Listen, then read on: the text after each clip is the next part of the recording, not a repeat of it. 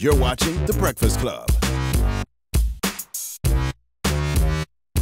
Morning, everybody. It's DJ MV, Angela Yee, Charlamagne the Guy. We are The Breakfast Club. We got a special guest in the building. Yes, sir. Natasha S. Alford. Good morning. Good morning, Natasha. What's up? Good morning. How are you? I'm doing wonderful. How are you? Great. And now we reported on you last week, Natasha, because you Thank were the you. first Black outlet who did an interview with Omarosa about her book. Have you read her book? I have. She gave me a copy. I didn't read the entire thing. And sometimes that happens. They drop the book on you with very little notice, so that way they can kind of frame how they want the interview to go. But I read excerpts, and really the focus of the book is she's talking about her journey, but she's using what happened in the Trump White House to basically sell her story as well. Okay. But you had enough material to do an interview, though. Oh, definitely. Definitely. I mean, the whole news media jumped all over it. Anytime you have recordings, anytime you're talking about race, that's going to be a national story. But it was important for me to make sure that Black press was in the conversation. Because, you know, the first places she went, CBS, NBC, all those big places. Right. And it's like, you're using the Black community as part of your platform. You're saying that you were advocating for us the whole time in the White House. So therefore, you should be talking to Black people directly about what your experience Well, she was. can't do that because she know that us Black people will tell her she's full of shit. And the white outlets can't do that. The white outlets, or mainstream, I guess is the politically correct term to use. But the mainstream news outlets, obviously their focus is Donald Trump. Anytime they can get some dirt on him, it's like, how much did you record? How many tapes do you have? Are you talking to Robert Mueller? Right. And I had a feeling that they weren't going to ask the questions that I wanted to know, which was, what was the whole point of doing this? Did you accomplish anything for the Black community? Why did it take you so long to say that Donald Trump was a racist when many people have already agreed that that's sort of the agreement, that things that he's done, things that he's said are racist? And also just like, what was the point of this entire endeavor for To you? sell books. Right. Well, but going to her the White answer House. about being in the White House was big. Now, she said that she Right. didn't realize how bad it was because, you know, when you're really close to something and you can't see from a different point of view because it's happening right there next to you, I guess, kind of thing. Yeah, she said that she had a blind spot for Donald Trump and that she really felt like they had a genuine relationship. 14 years. Think about it. We didn't know Omarosa from anything in the beginning, even though she had worked in the White House before. It was The Apprentice that really launched her. And so you have Donald Trump and Omarosa using each other in a way to boost their profile. And that's how she built her career. And so he was doing favors for her. She says it in the book that her career flourished because of him. And so therefore she kept her loyalty to him, but there were trade-offs in the process, right? You think she's full of shit? I mean, you think she's full of...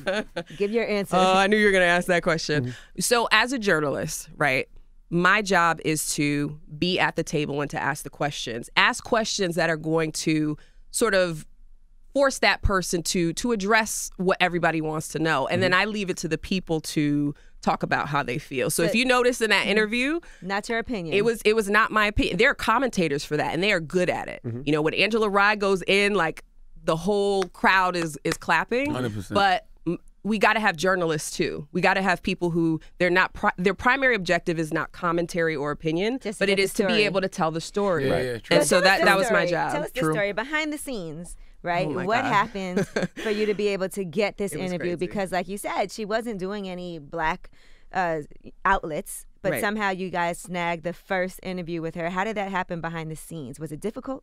Yes, this was probably top 5 moments I will always remember in my career. We got noticed at like 6:30 in the morning. You may do Omarosa today. You know, hurry up, get to the office. She's on the morning shows. Just prepare for her to come in. So we rush down. We get the lights ready. Whenever you do video, as you know, it's a setup. You know, you don't just show up. And so we're waiting and we're seeing her on all these shows and she still hasn't come down. And so I'm like, well, hit her people up, let her know we're right down the street from MSNBC. She could just pop in.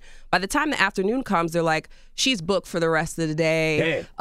You can meet her after the Daily Show or just later in the week. And I'm like, nah, by the time it's the end of the week, the story will have already been developed. People are going to already ask her the questions I want to ask her about the Black community. See how they do the Black outlets? You see? So I was like, Your own we'll people. wait. You know, I sent my people home, like, just go eat, come back. We come back, we set the studio up. My manager comes out like, all right, I got some good news and some bad news. We can go at 9 o'clock, but we have to go to her hotel. So that means I have to take the entire studio down. Again, I'm not working with a full, like, video production Right. staff. I'm in a dress and makeup, you know, packing things up. We go to the hotel, get to the lobby. Manager goes in, she comes out, she's like, so, someone told Omarosa that this wasn't a video interview. She's already changed. She's eating dinner with her family. She took her wig off. May or may not have, you know, the bonnet wasn't on per se, but, you know, she was already eating dinner. You could go back, try to talk to her, but, you know, we don't know what's going to happen. I looked at the whole crew. I was like, grab everything. Grab the bags, grab the lights. Like, we're going back into the restaurant with all of our equipment because I wanted her to see that, like, we came for this interview. You know what I'm saying? We've been waiting for you all day. She didn't make anyone else come to the hotel to do an interview. She went everywhere And when else. you go to people, the power dynamic shifts. Right. It's one thing if Come you're to my coming to the space. Grio and you're like, answer questions for the Black community, but I got to come to you in your hotel. You could cancel the interview. You could be like, get out. Right. So again, you have to be strategic with these things. It's not always about getting that viral moment or being confrontational. You got to think about what is your goal as a storyteller. So my whole crew, we grab all our bags. We walk into this bougie restaurant and she's sitting there with her family and she's like, what is this?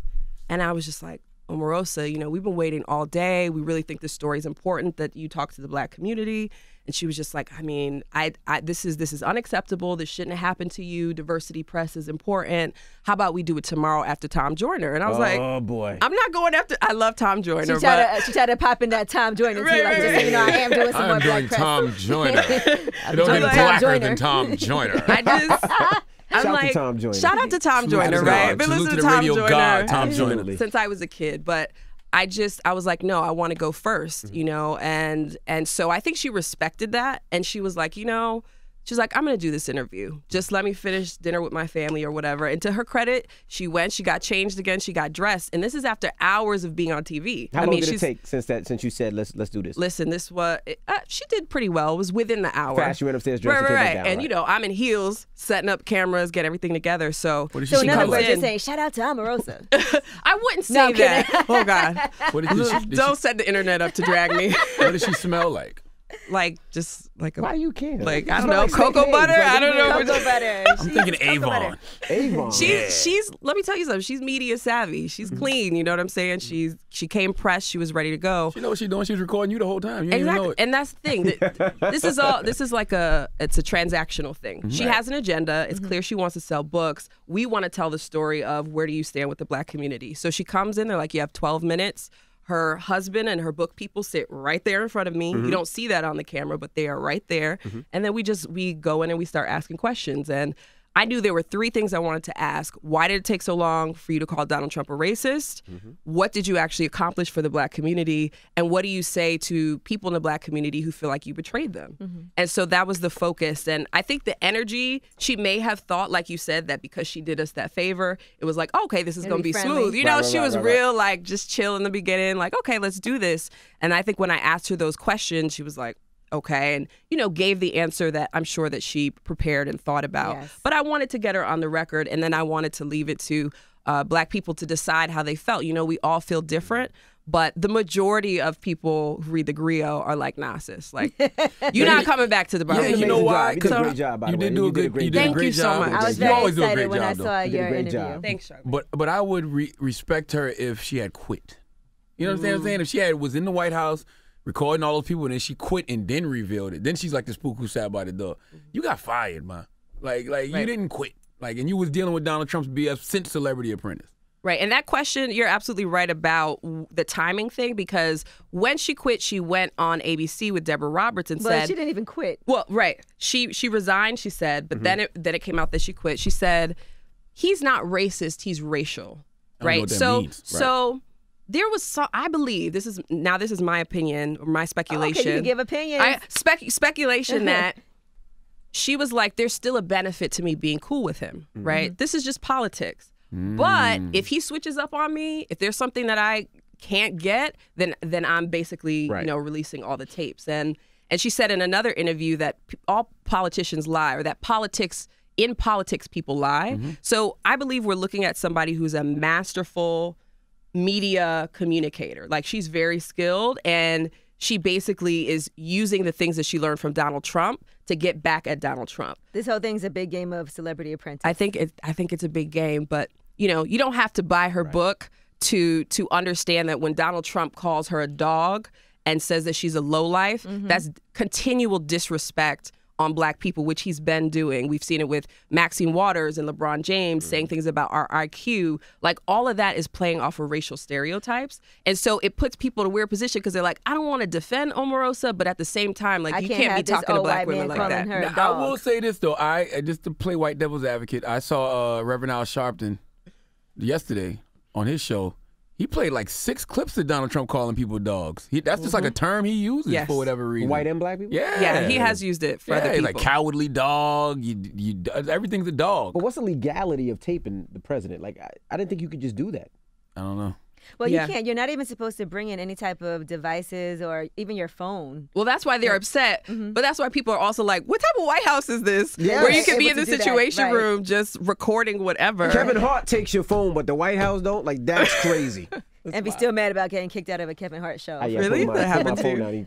I'm sure she'll be facing some type of legalities, though. Yeah, well, they filed arbitration against her, the Donald Trump campaign. And so you saw in my interview and other interviews, she was saying, I can't talk about that right now. You know, so she knows what's up. She knows that there are sort of legal guidelines that are going to prevent her from talking. But she might have something explosive that she reveals when she talks to Robert Mueller if they speak again. She said that they had an interview, so she spoke with him. So you never know how it's going to turn out. But ultimately, I think she looked out for herself, which is what she said. And now she's telling her story. Now, Natasha, for you as a journalist, in this day and age, we have such a crazy time with this particular president of the United States and everything that's going on in this White House and the quote-unquote fake news. Yeah. What do you feel like this presidential term is doing for journalism?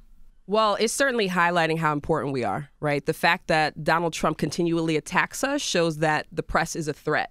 And it shouldn't be. Presidents of every single background, whether you're Republican or Democrat, have had the press ask them difficult questions. It's just a part of the job. And yet he somehow has personalized this and makes it seem as if it's just a personal attack against him when people are just doing their jobs.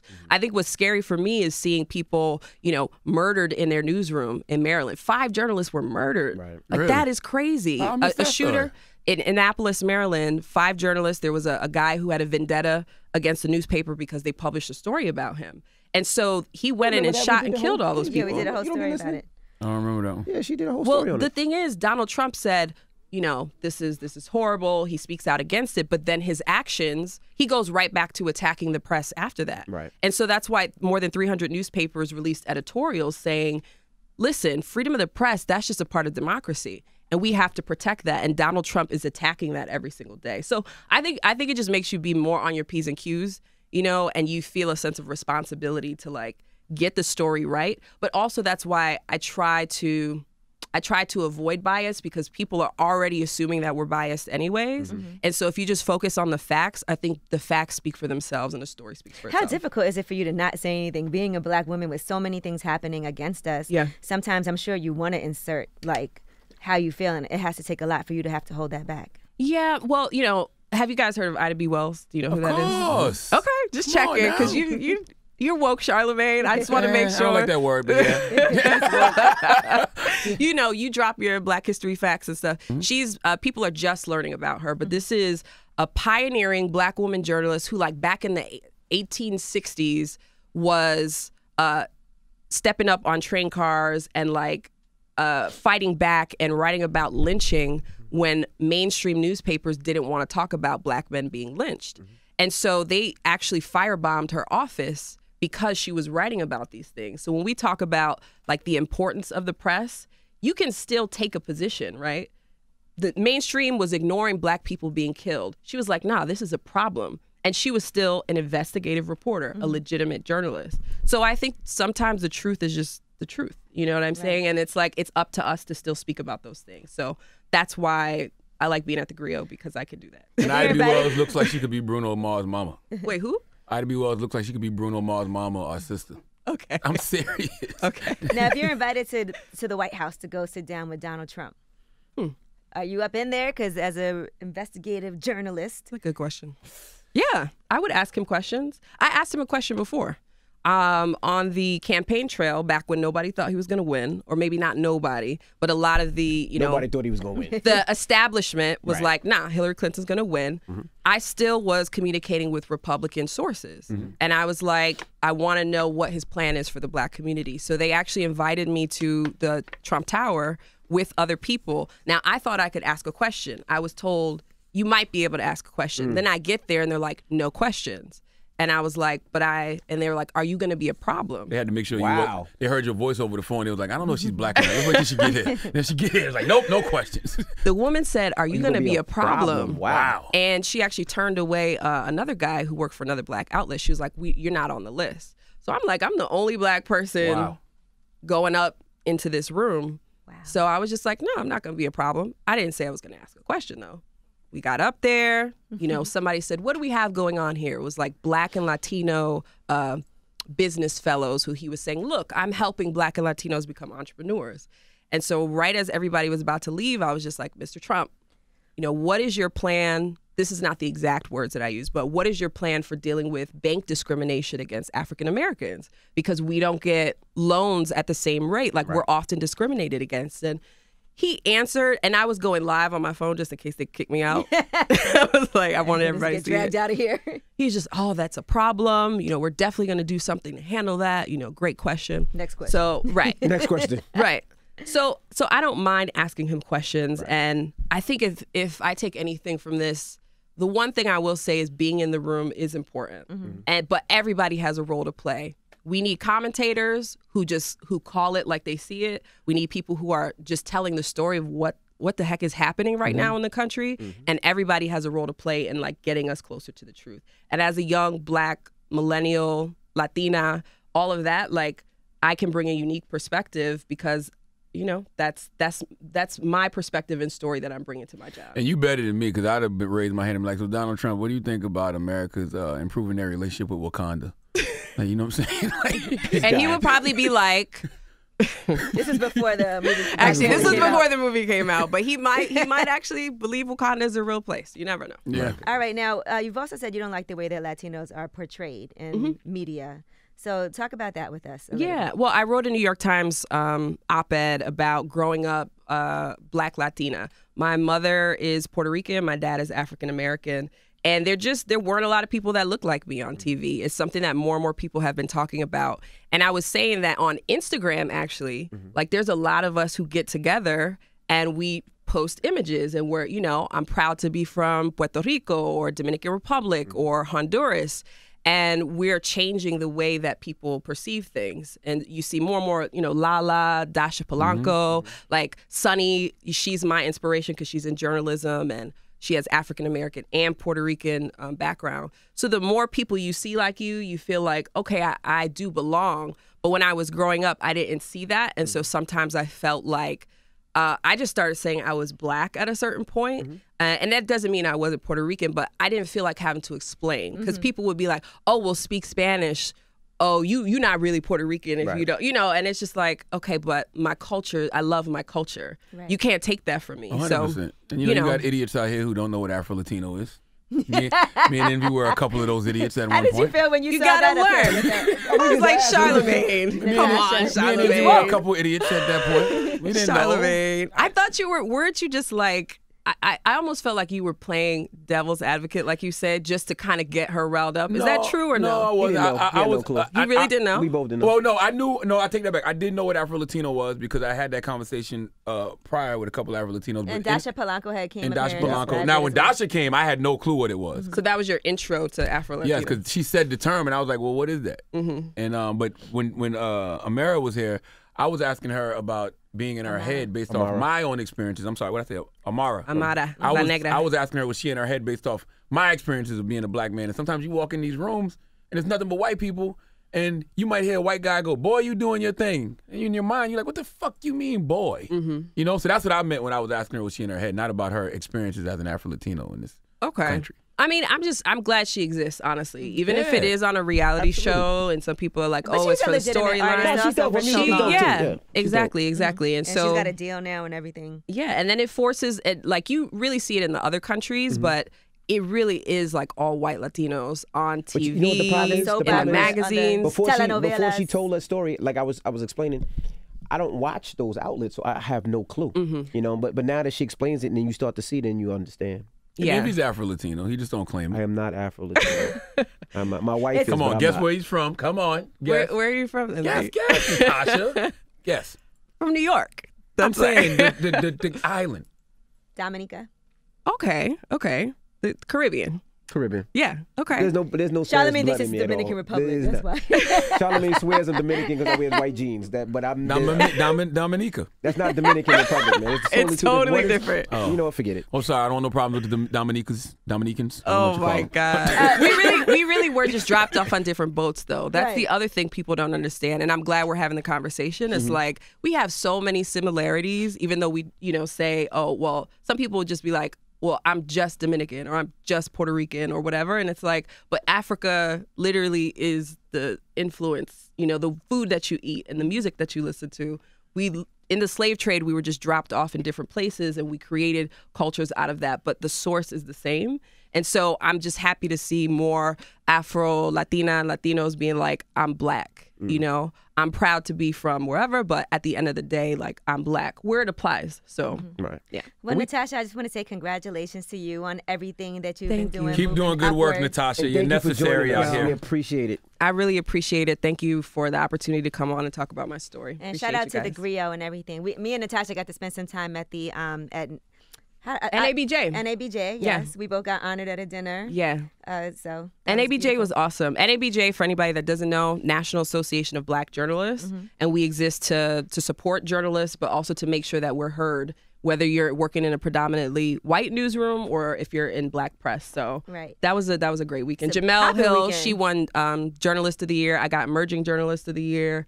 Encouragement to keep going. Yay, congratulations Yay. to you. Give it up for Congrats. Natasha. Thank That's you. my girl. We'll be watching you. Thank you, And Breakfast thank you for Club. joining us. Appreciate it. All right. It's the Breakfast Club. Good morning.